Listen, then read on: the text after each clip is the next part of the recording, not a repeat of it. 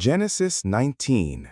Judgment on Sodom, Lot's escape, and the pillar of salt. 5 special verses from Genesis 19. Genesis 19, verse 1.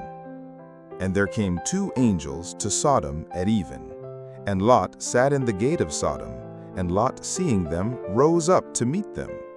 And he bowed himself with his face toward the ground. This verse sets the stage for divine judgment. 2 angels arrive in Sodom, and Lot, acting hospitably, greets them with deep reverence. Genesis 19, verse 13. For we will destroy this place, because the cry of them is waxen great before the face of the Lord, and the Lord hath sent us to destroy it. The mission is revealed.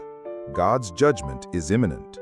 The sin of Sodom has reached heaven, and destruction is now unavoidable.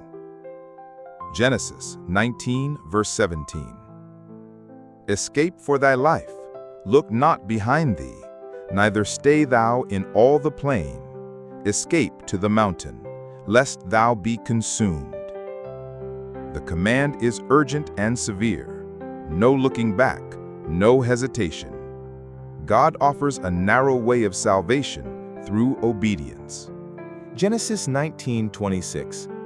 But his wife looked back from behind him, and she became a pillar of salt. One of the most haunting verses in Genesis. Lot's wife disobeys the divine instruction and pays the price instantly. Genesis 19:29. And it came to pass, when God destroyed the cities of the plain, that God remembered Abraham, and sent Lot out of the midst of the overthrow, when he overthrew the cities in the which Lot dwelt. God's mercy prevails because of Abraham's intercession. This verse reminds us that even amid judgment, God's faithfulness to his promises stands.